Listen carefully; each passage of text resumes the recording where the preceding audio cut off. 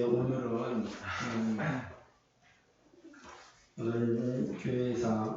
중세 교회사 8번째 시간이 될 것 같은데 살펴보면서 오늘은 좀 특별히 참된 교회의 모습이 무엇인지를 함께 생각해 보는 시간을 갖고자 합니다. 우리가 1315년, 1317년 유럽에 대기근이 왔고 그로 인하여서 큰 이제 위기는 좋은데 그 원인이 온도가 급하게 떨어졌기 때문이라는 사실까지 살펴봤거든요. 오늘 이제 1316년에 최초의 그 무슬림 선교사님에 대한 이야기를 생각해 보고자 합니다. 86페이지 보게 되면 남은 물이라고 하는 최초의 무슬림 선교사님이 계시고 또 도레마자 순교하십니다. 그래서 마치 스테반 주장님과 같은 그런 모습을 가지고 계시는데 선교사는 많이 있었지만 최초로 무슬림들을 향하여서 선교를 하신 분은 남원입니다. 특별히 스페인에서 태어난 그리고 30살 때 회심하였고 그래도 이분은 아랍어를 공부하였습니다. 그래서 무슬림들에게 선교를 할 수 있게 되었습니다. 교회사를 보게 되면 스페인이라는 나라가 참 독특한 것 같아요. 격파견도 참 많이 나오기도 하고 반면에 또 요정들도 많이 나오기도 하고 스페인은 우리가 그냥 축구로 유명한 바르셀로나, 메시 이 정도를 생각하는 나라가 아니라 교회사 가운데 정말 중요한 위치를 점하고 있는 나라가 스페인이 아닌가 이렇게 생각을 해봅니다. 그 최초의 선교사님이 특별히 무슬림들을 향해서 적대적인 시대 가운데 그들에게 복음을 전하겠다고 준비한 선교사님의 프로그램인데 그분이 바로 남은 둘 선교사라고 할 수가 있습니다. 이 스페인 선교사님 특별히 북아프리카를 3번이나 여행을 합니다. 그리고 그가 이제 마지막에 도착했을 때 이렇게 나이가 이제 80세였습니다. 그는 이제 돌에 맞았고 또 이제 부상으로 죽었다 이렇게 기록됐습니다. 사실 저도 교회사를 공부하면서 최초의 무슬림 선교사에 대한 이야기를 사실은 잘 듣지 못했습니다.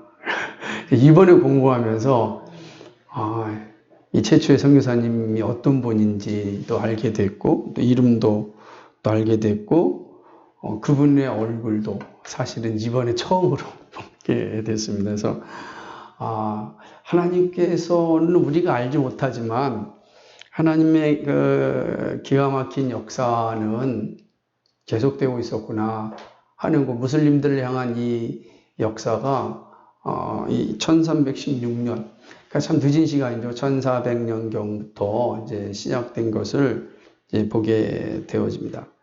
이 1316년 이후에 1337년 이게 이제 그리고 1453년까지 유럽에는 아주 징그러운 역사가 시작되어지는데 이게 100년 전쟁, 100년 동안 전쟁이 일어납니다. 끔찍하지 않아요? 100년 동안 전쟁이 일어납니다. 이 100년 전쟁 가운데 우리가 유명한 사람들도 알게 되는데 그 대표적인 잔다르크 알잖아요. 영화들은. 잔다르크가 바로 이렇게 100년 전쟁 가운데 마지막 3기에 이제 나타나서 프랑스를 영국의 위기로부터 구한 그런 여인으로 나타나고 결국은 잔다르크도 화형을 당하는 그런 여인이 되는 것이죠. 그래서 1431년에 이제 처형을 당하는데 우리에게 있어서는 사실은 교회사와의 관계 속에는 깊이 연결되어 있지는 않지만 그러나 유럽의 100년 전쟁이 일어났을 때 가장 힘들고 어려운 곳은 당연히 이 교회일 수밖에 없겠죠. 전쟁이 일어나니까.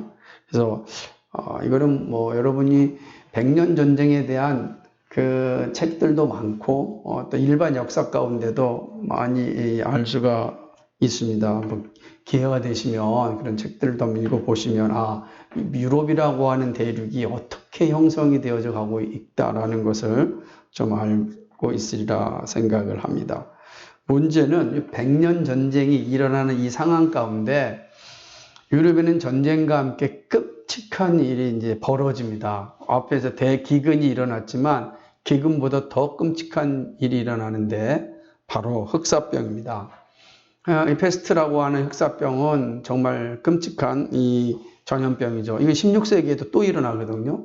16세기에도 유럽에는 흑사병이 또 엄청나게 납니다. 이 전염병이 계속 우리가 808세기인가 거기서도 봤잖아요. 그래서 유럽에 여러 번 이게 전염병, 그러니까 우리가 하는 팬데믹이라고 그러잖아. 세계적인 대유행이 일어나는데 이때 흑사병의 시작점이 어디냐? 바로 그게 이제 그 사진을 잘 보게 되면은 저기 그 녹색부터 연두색이죠. 연두색 있는 데부터 이제 시작이 되어지게 됩니다. 그럼 거기가 어디겠습니까? 이게 중국이죠. 그러니까 중국으로부터 이제 이 흑사병이 이제 시작되어지죠. 1330년. 그러니까 오늘날도 이게 우리가 코로나를 이 팬데믹 상황 가운데 보면 역사가 이렇게 한 번쯤 도는 것처럼 느껴지잖아요. 지금도 이 중국으로부터 이게 지금 코로나 바이러스가 조금 유럽으로 흘러가서 당시에도요. 여기도 보게 되면은 가장 많이 죽은 데가 어디냐면 이탈리아였습니다. 그러면 당시도 이탈리아가 무역의 중심지였어요. 그 무역의 중심지다 보니까 이 중국에서 모든 무역이 다 어디로 오게 되냐면 이탈리아로 오게 됩니다. 근데 이탈리아 오게 되면 유라시아 대륙을 거쳐야 되잖아요. 그죠?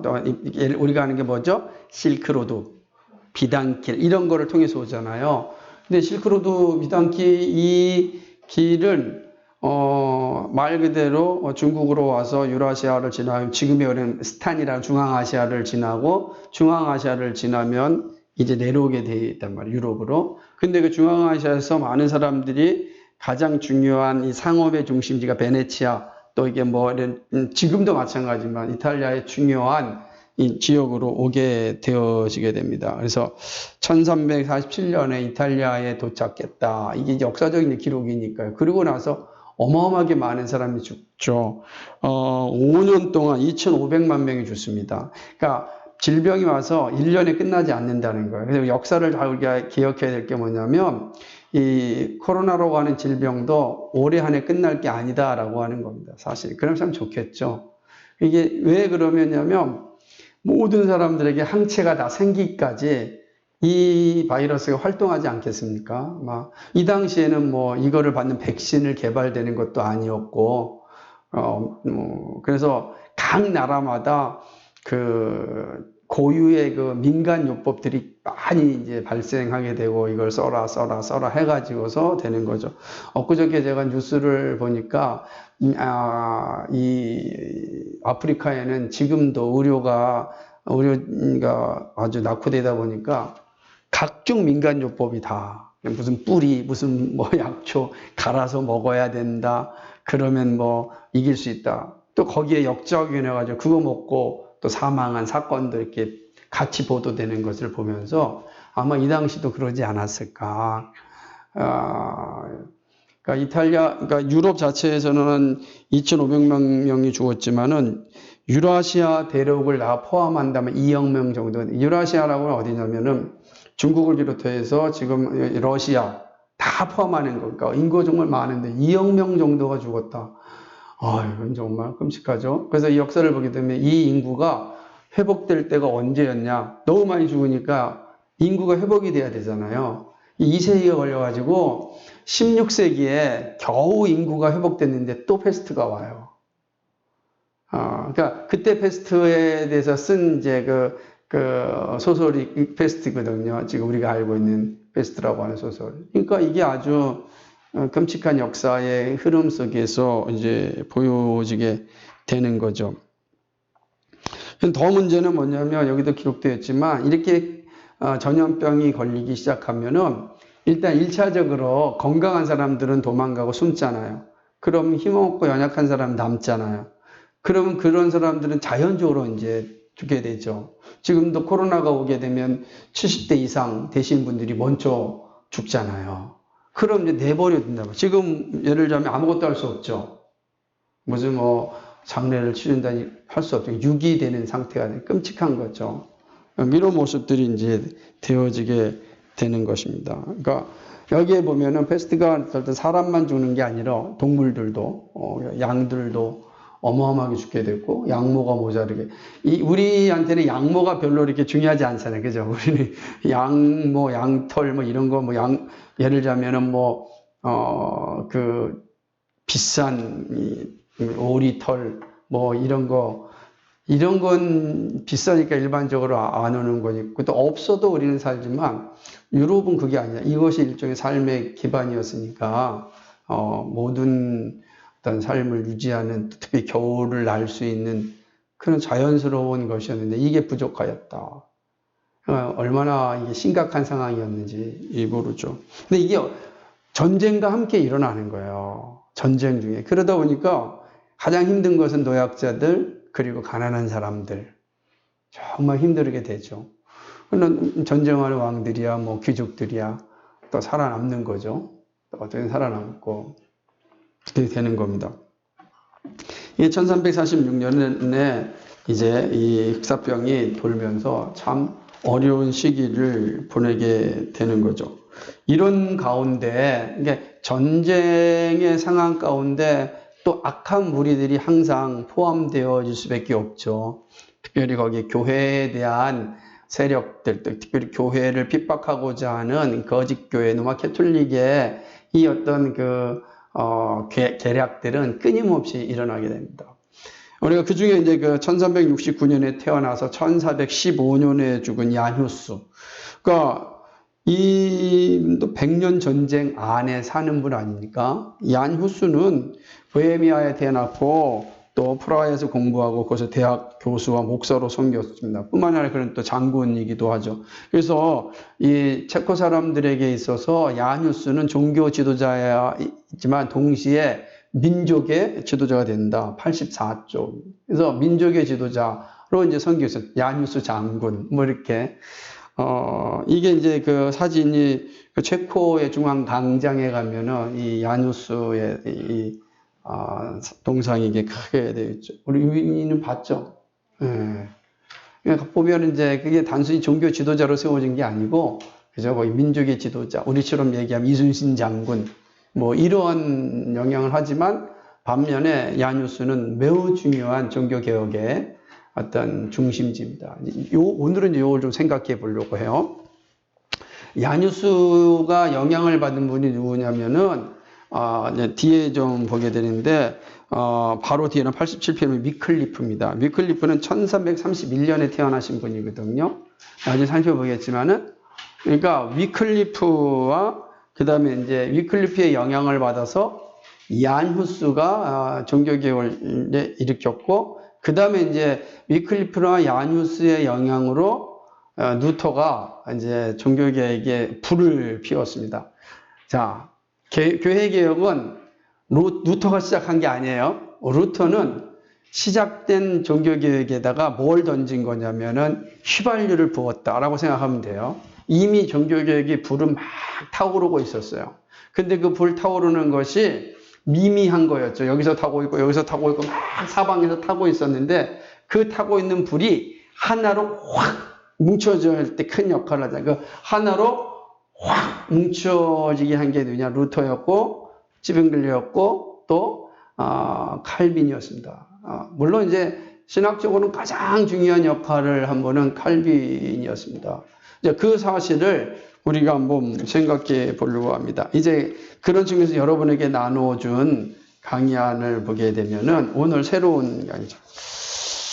이러다가 제가 아마 강의한 책 정말 많이 쓸 것 같아요. 아니, 공부가 더 많이 되니까 정말 감사한데요. 이게 되게 중요합니다. 우리가 이제 그 앞에 보게 되어지면 우리 교재를 보게 되어지면 어디를 보게 되냐면 70페이지 보게 되면 4차 십자군 전쟁이 일어납니다. 콘스탄티노플을 약탈하는 이런 4차 콘스탄티노플 4차 십자군 전쟁이 일어나는데 1200에서 1204년입니다. 그러니까 4차 십자군 전쟁이 일어나고서 5차 십자군 전쟁이 언제 일어나냐면 1217년에 일어납니다. 그러니까 1217년, 그러니까 17년 사이가 떨어져 있죠.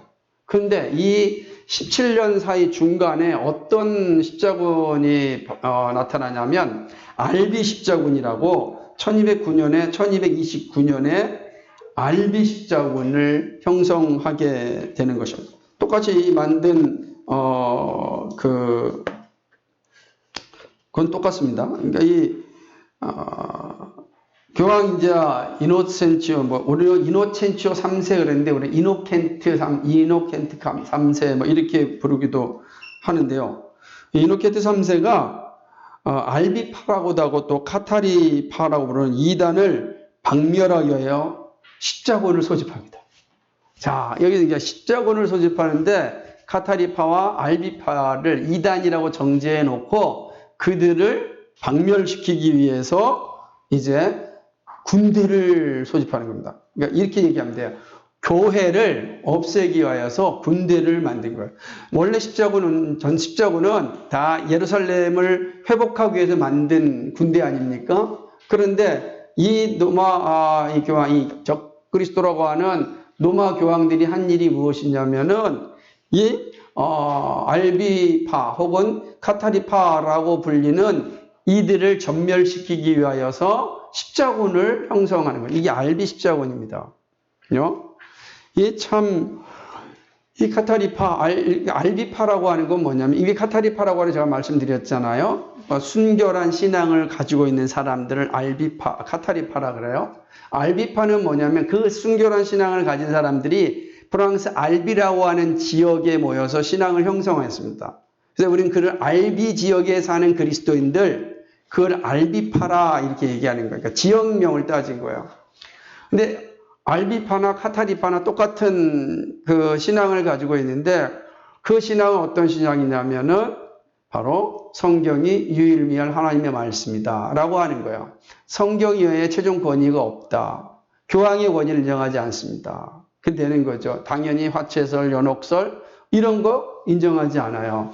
철저하게 성경이 가르치는 대로 믿음을 가지고 사는 겁니다. 이들은 그러면 언제 생겨났는가 라고 할 때, 여러분 뒤에 보게 되면은 바로 중세시대 개혁교회와 성도들의 고난이라고 하는 장면에 이렇게 그 지도가 보면요, 맨 밑에 보면은 이게 그러니까 영어로 되어 있어가지고 그냥 파울 켄스인데, 이 아르메니아 지역에 있는 사람들입니다. 이 아르메니아 지역에 있는 이 지역으로부터 이제 믿음의 사람들이 생겨나기 시작합니다. 그럼 이 사람은 어떤 사람이었냐? 이 사람이 어떤 사람이었냐면, 사도 바울이 로마에 가서 복음을 전하고 죽지 않습니까? 순교하잖아요. 그 로마는 모든 길이 로마로 통하잖아요. 그 로마로 모든 사람들이 다 모였다가 흩어지는 거야. 마치 예루살렘 오순절 때 보면은 예루살렘으로 저 수많은 사람들이 모였다가 흩어졌잖아요. 난곡 방언으로 들었더라. 그래서 각자의 방언으로 말씀을 듣잖아요. 그리고 바울이 그 복음을 가지고 어디로 갑니까? 로마로 가지 않습니까? 그러니까 로마에서 복음을 전한단 말이에요. 로마에서 복음을 전하고 로마에서 순교를 하게 됩니다. 사도행 28장 보게 되면은 바울이 로마에서 죽기 전에 이미 거기서 많은 사람들을 만나는 장면이 기록되어 있어요. 우리가 영화를 또 봤잖아요. 그 영화를 볼 때도 바울이 거기서 복음을 많이 전했습니다. 그러니까 거기에서 복음을 받아들인 사람들이 흩어지는 거죠. 흩어졌어요. 그러니까 이게 제일 중요한 건, 제가 313년까지는 사람들이 드러내서 신앙생활을 할 수가 없었죠. 모두가 다 카타콤 신앙생활을 했으니까 스스로 자발적 가난과 고난과 불편을 살았던 사람들이 드러내서 신앙생활을 할 수가 없으니까. 그러니까 어디에 누가 있는지 아무도 몰라요. 왜냐하면 카타콤이 있거든요. 카타콤은 로마만 있지 않아요. 터키에도 얼마나 큰 카타콤이지만 어마어마하게 큰 지하 카타콤이 있어요. 전 놀랐어요. 이렇게 큰 카타콤이 있는지 수백 미터 들어가서 아마 10층 이상 넘게 들어갑니다. 그런 지역에 이제 카타콤들의 신앙생활을 하는 공간이 있습니다. 나중에 밝혀진 거예요. 그러니까 이때에 복음을 들었던 사람들이 어디나 지금의 이제 아제르바이잔이라고 아르메니아 지역에 가서 여기가 지금 파울카니까 아르메니아 지역이거든요. 그쪽에서 이제 일단의 신앙을 형성하게 됩니다. 여기에서도 뭐 아주 중요한 당시는 다 한 지역이었으니까요. 근데 이곳에서 많은 핍박이 일어나게 됩니다. 자연스럽게 나중에 310년 이후에. 이들이 어디로 가냐?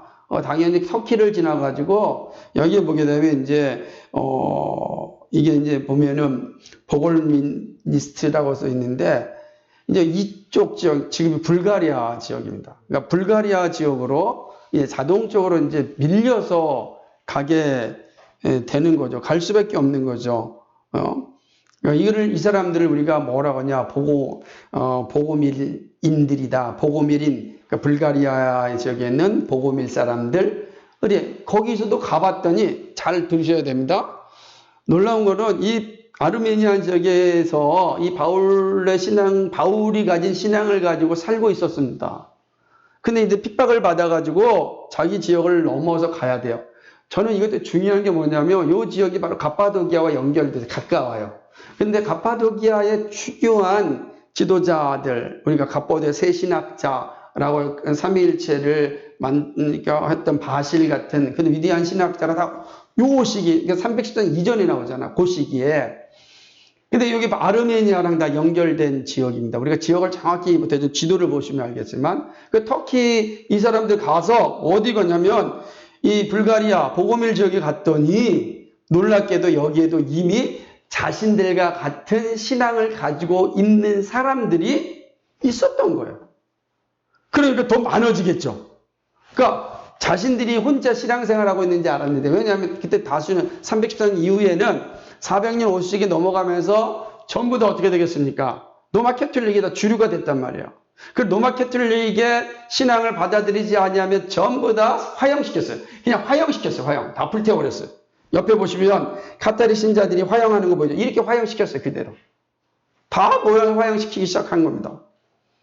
가봤더니 보고밀 사람들도 같은 신앙생활을 하고 있는 거야. 그러니까 바울인이라고 했던 사람들이 이제 보고밀에 가니까 보고밀 사람들이 있어요. 근데 같이 어울리니까 보고밀이 되는 거예요. 그 다음에 유럽으로 넘어왔어요. 우리가 알다시피 와보니까 또 밀려가지고서 핍박을 받아서 이렇게 프랑스 쪽으로 이탈리아 이 남부 쪽으로 이쪽으로 도망쳐서 피스를 와서 보니까 거기에도 또 누가 있었습니까? 자신들과 같은 신앙을 가진 사람들이 있었습니다.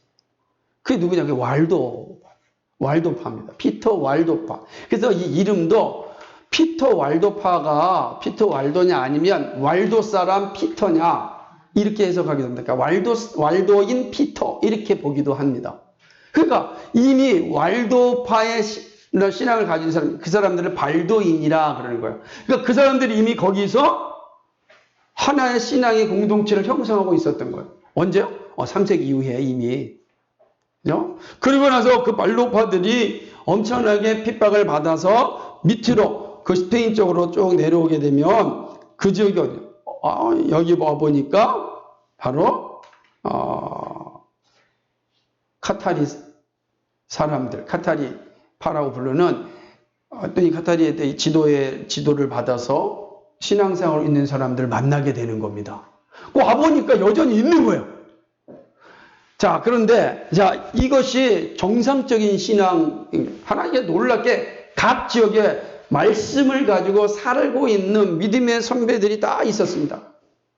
또는 피카디리아는 사람도 있고요.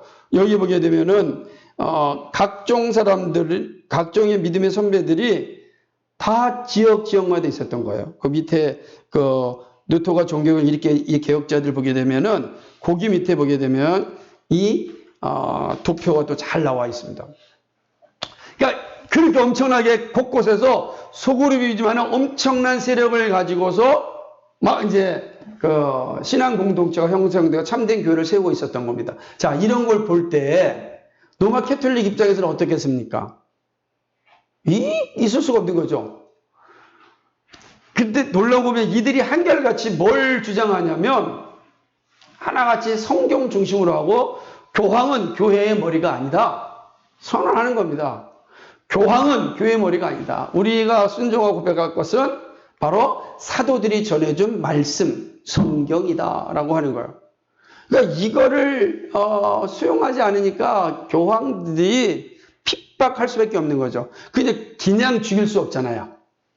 그죠? 그냥 그 사람들을 화형시킬 수 없잖아요. 그래서 로마 캐톨릭이 쓴 방법이 뭐냐면 이들이 쓴 방법이 이들은 지금 다 만유교 이단이라 이렇게 한 겁니다. 왜냐하면 만유교는 3세기쯤에 페르시아인 지역에서 조르아스트교, 만유교가 사실 형성이 되거든요. 그래서 만유교는 되게 이제 중요한 이단이죠. 왜냐하면 구약을 믿지 않으니까. 그리고 하늘에 두 신이 있다. 선한 신과 악한 신이 있다라고 하는 거예요. 그 악한 신은 사탄이에요. 악한 신은 사탄이야. 원래 하나님이 있는데 하나님 두 아들이 있는데 첫 번째 아들이 사탄니엘이야. 그리고 두 번째 아들이 누구냐? 그 예수라는 거예요. 그 사탄니엘과 예수. 이게 이제 이 세상에 존재한다는 겁니다. 이게 이제 만유교 가지고 있는 사상이. 이거는 성경이 받을 수가 없는 거죠. 3세기에 있었고 특별히 중국을 중심으로 해가지고서 상당히 퍼져 있었던 게 만유교 사상이었어요. 이거 분명히 받지 않죠. 물론 그 중에 바울 사람, 혹은 복음일 사람들, 혹은 알비 사람들, 혹은 카타리 사람들 일부에는 그러한 이 만유교적인 신앙을 가지고 있을 수 있습니다. 왜 그걸 알 수가 있냐면 어거스틴이 만유교에 힘취했거든요. 어거스틴이 만유교에 힘취했고 나중에 만유교가 이단인 걸 나와서 회심하는 걸 보면 아마 이들 가운데도 이러한 영향 가운데 있을 수 있다라는 것을 충분히 이해가 되는 겁니다. 근데 나중에 보면 점점점 만유교적인 것은 전부 다 사라집니다. 철저하게 성경 하나님을, 구약 성경을 믿고요. 삼위일체 하나님을 고백하고요. 예수 그리스도의 유일한 구원을 다 믿어요. 그들의 신앙 고백에 다 나타나요. 그런데 로마 캐톨릭 입장에서는 이들을 그냥 내둘 수 없잖아요. 싹이 트니까 자르기 시작합니다. 그래서 그 중에 알비라고 하는 지역에 또 상당히 많은 신앙인들이 모이니까 이때 요한 이노켄트는 뭐라고 하냐면 거기에 카타리들이 있다. 거기에 바울인들이 있다. 만유교들이 있다. 그들을 회심시켜서 개종시키지 아니한다면 다 죽여라. 여기에 나와가지고 그 유명한 우리가 그 베르나르 같은 사람도 이 알비파 사람들을 얼마든지 회심하려고 했지만 어떻게 됩니까? 성경을 거부할 수는 없잖아요. 죽겠습니다. 다 순교를 당하는 거예요. 그러니까 전부 다 죽이는데 와가 죽입니다. 알비 십자군 공곡에서는요, 카타리 사람들을 궁궐에서, 성에서 내쫓아낼 때 어떻게 내쫓았냐면 죽이진 않았는데 전부 남녀노소 할 것 없이 전부 다 발개를 벗겨서 다 내보냅니다. 어디로요? 그냥 광야로 내버린 겁니다. 얼마나 잔인한 놈들인지 모릅니다. 나중에는 더 심하게 죽이는데요. 그러니까 로마 캐톨릭이 만들어 놓은 기록에 의하면 정말로 끔찍한 그 화형을 시킵니다. 그냥 다 언덕 위에서 밀쳐서 떨어뜨려서 죽이게 하고요. 끔찍해요. 정말 끔찍합니다. 그렇게 해서 로마 캐톨릭은 지키고 그 다음에 개혁교회는 전부 다 싹을 다 죽이고 말았습니다. 근데 놀라운 거는 역사 속에 끊임없이 나오는 겁니다. 그러니까 바울인들이나 보고밀이나 그 다음에 발도인이나 그 다음에 카타리나 알비인이나 뭐야? 이름만 다르지 누구예요? 이들이 개혁파들이었습니다. 사도 바울의 사도들의 신앙을 지킨 자들이었어요. 끊임없이. 자, 그 제가 왜 이야기하냐면 루터 이전에는 개혁교가 없고 마치 우리를 얘기하기를 우리는 로마 캐톨릭은 장자고 기독교는 서자다. 뭐 이런 표현하거든요. 로마 캐톨릭은 큰 집이고 우린 작은 집이다. 작은 집이 큰 집을 들어와야지. 막 이렇게 해서 우리를 우습게 여기는 거예요. 그리고 모든 이 자료들 가운데 이렇게 가르칩니다. 학교에서 이렇게 가르칩니다. 여러분 제가 놀라워서 그래서 위키미디아를 다 찾아봤어요. 위키미디아에 보면은 다 이들을 이단으로 이야기합니다.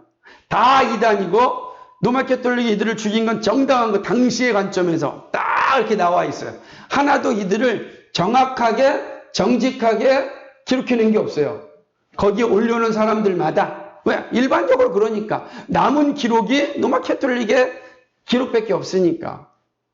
그런데 누가 살아있습니까? 이들의 후예가 살아있잖아요.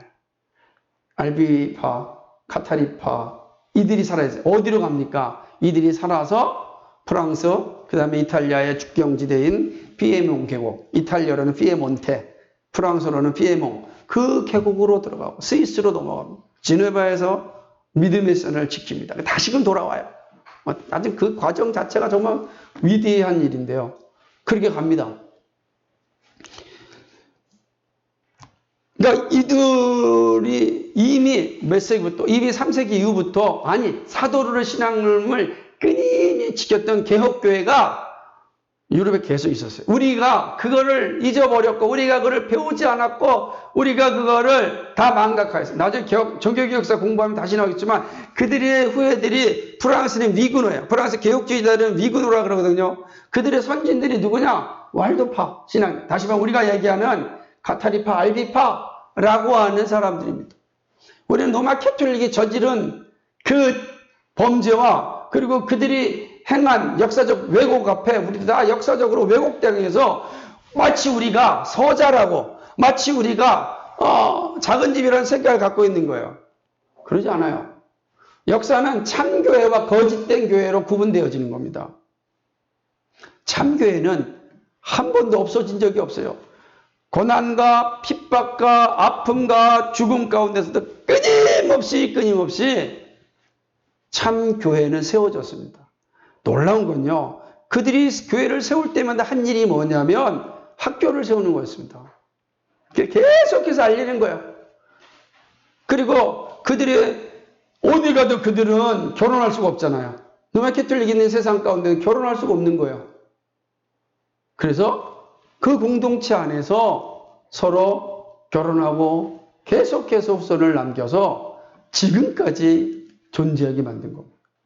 같은 공동체 안에서 만나는 이유가 영적인 동지와 순결성을 유지하기 위해서 행하였던 길입니다.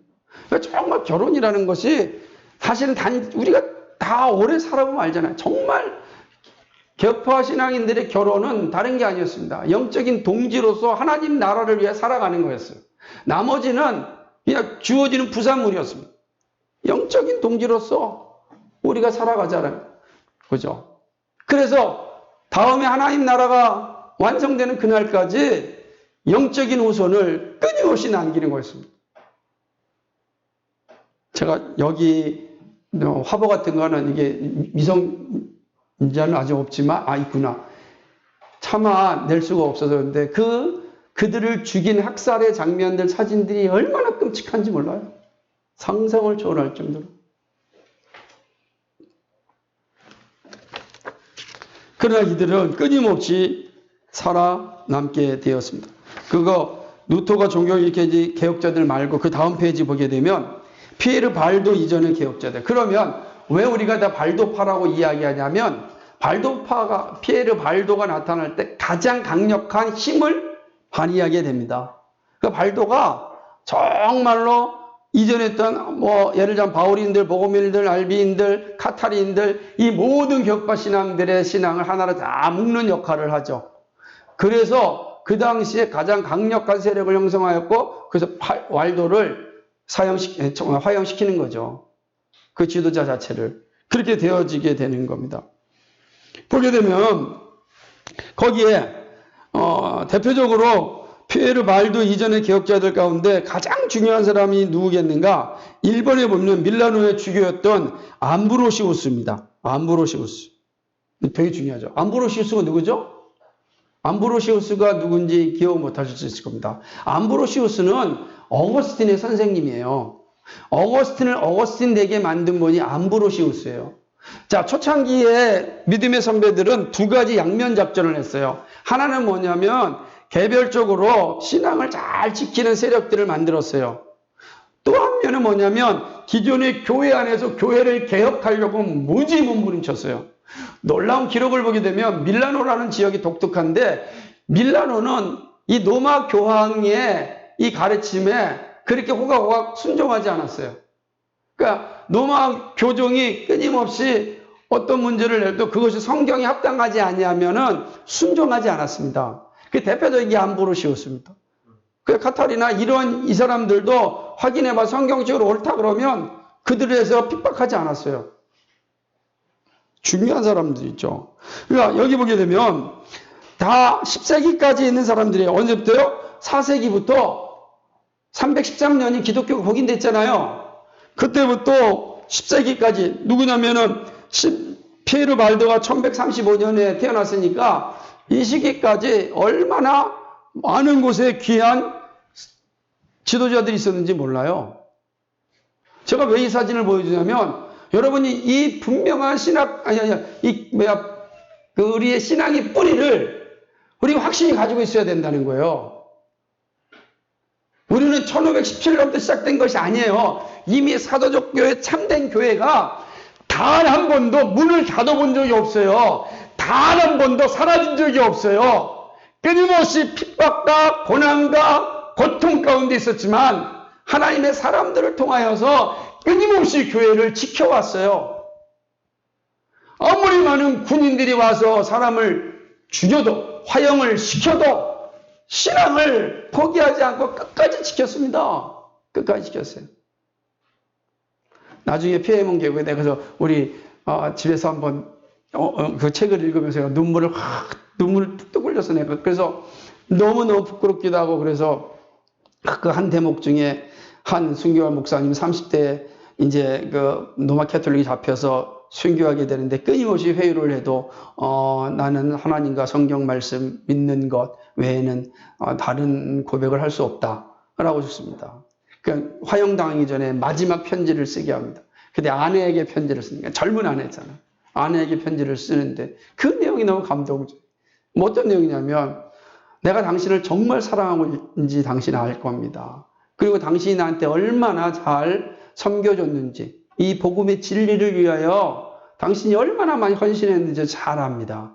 근데 이젠 더 이상 그 일을 할 수 없게 되었고 앞으로 당신에게 고난과 아픔과 배고픔이 있을 수 있을 것입니다. 그러나 그때 그것을 이길 수 있는 좋은 형제가 있다면 반드시 재혼하십시오. 그래서 주님 오시는 그날까지 진리를 지키는 일에 애써 주십시오. 복음을 지키는 일에. 그러니까 그들에게 있어서 결혼이라는 게 그런 거예요. 복음의 진리를 지키는 거예요. 영적인 거룩한 공동체를 만들어서 하나님의 나라가 오게 하는 겁니다. 그러니까 얼마나 저는 그걸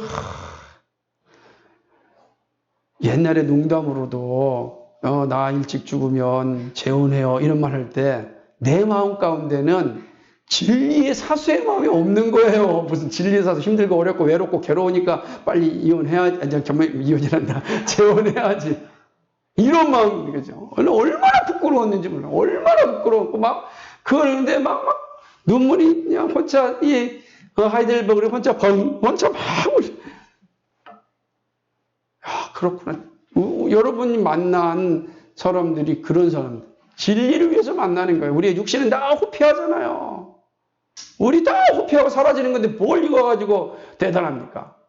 내가 아는 어떤 자매가 그러더라고. 자기는 180cm 이상 되는 형제랑 결혼하겠다. 주여? 기가 막힌 노릇이 무슨 썩을 놈의 180입니까? 예? 진리를 위해서 만나는 그런 마음이 그게 믿음의 선배들이 남겨준 거예요. 선배들 180대면요 허리가 더 빨리 굽어요. 나이 먹으면 디스크 더 빨리 걸릴지도 몰라요. 다 무미한 거 쓸데없는 거예요. 근데 난 그거 그래 정말 이게 결혼이라는 게 이런 건데 이런 게 원래 하나님 주신 목적인데.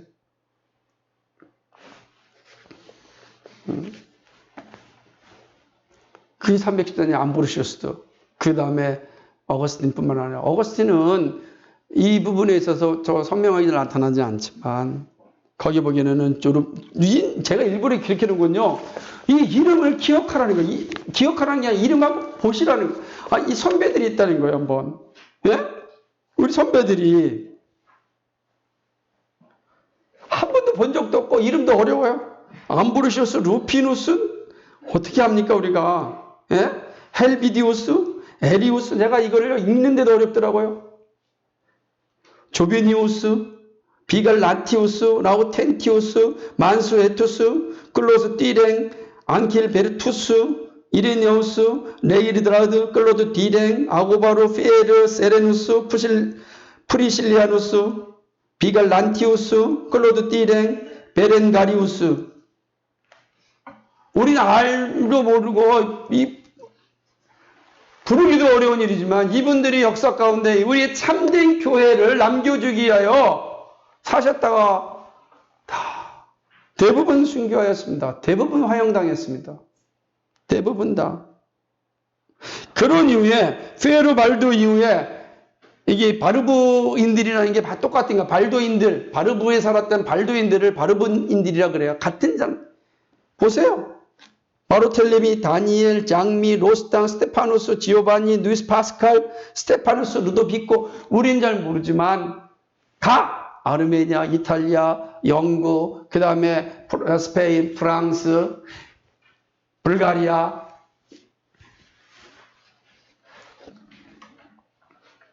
이 보헤미아 지역에 있는 사람들뿐만 아니라 이 수없이 많은 믿음의 선배들이 참된 교회를 지키기 위하여서 몸부림쳤습니다. 그래서 남겨준 거예요. 남겨준 거예요. 예, 남겨준. 이들이 들어갔던 피에몬 계곡은 험한 계곡, 험한 계곡. 알프스 계곡이 얼마나 와겠어 죽고요. 예. 그 다음에 보게 되면, 그런 다음에 이들이 있은 위에 누가 나옵니까? 위클리프가 나오는 거예요. 위클리프가 하늘에 뚝 떨어지지 않아요. 그 다음에 야누스가 나오고요. 그 다음에 수없이 많은 선배들이 있다가 루터가 나오는 거예요. 루터가. 1510년에. 루터가. 나중에 루터의 글들을 보게 되면 루터는 한결같이 이야기합니다. 나는 야누스의 생각이 나의 생각이다 라고 합니다. 베렌가우스의 글이 바로 나의 신앙 고백이었다 라고 이야기하는 게 되는 겁니다. 거기 옆에 보면은 그 수없이 많은 사람들이 하나하나 다 기록된 믿음의 선배들이죠.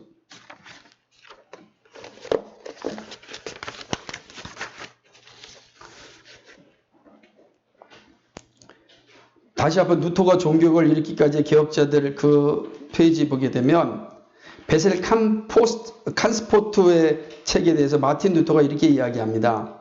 내가 그의 저서를 좀 더 빨리 읽었더라면 내 원수들은 내가 그에게서 모든 것을 가져왔다고 했을 것이다. 그러니까 루터가 다 종교를 일으켰던 오늘날 지금 제가 여러분에게 전해했던 이 복음이 사실은 이미 이 바울인들, 복음인들, 타보르인들, 발도인들, 카타르인들, 알비인들 이들에게 늘 한결같이 이어졌던 복음이었다는 거예요. 저는 참 놀라운 거죠.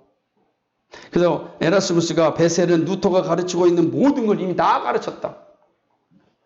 이 루터가 새로운 게 아니라 우리가 그래서 사실은 올해 종교개혁 이 기념 세미나는 이 제목을 정했어요. 루터 이전의 종교개혁자.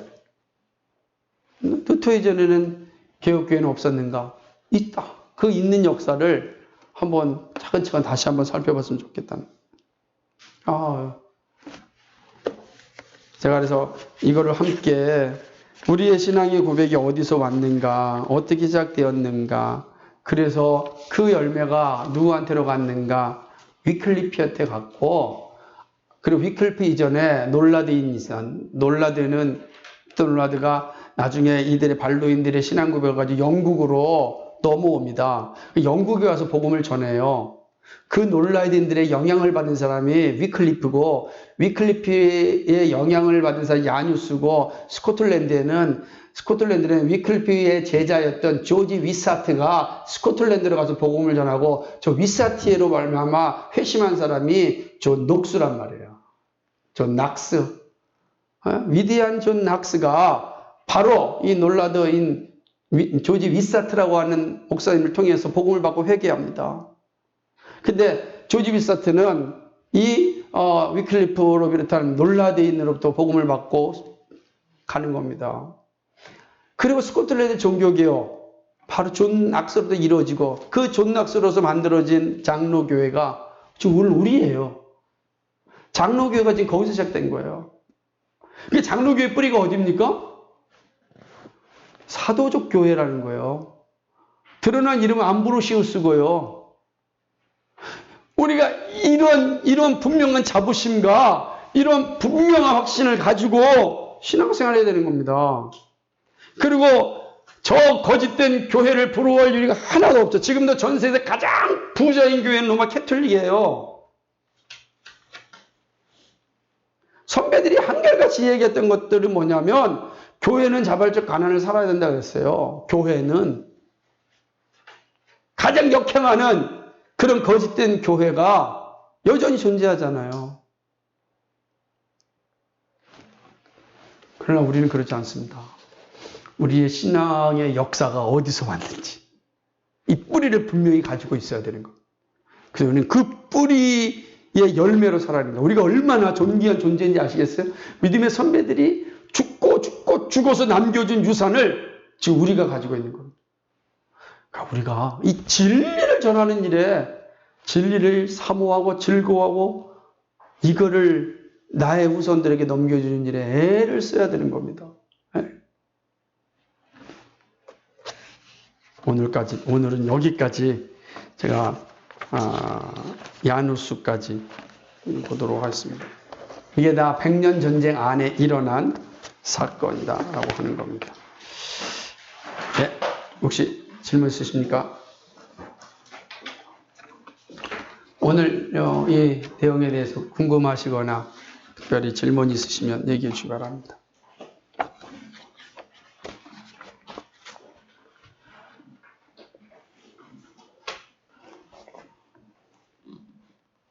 아마 여러분도 이게 처음 들었던 내용일 수도 있고요.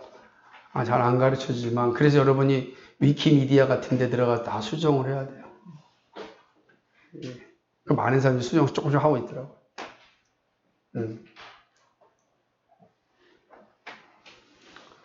없어요? 알겠습니다. 이거는 꼭 보관하시고, 이렇게 책에다가 안에다가.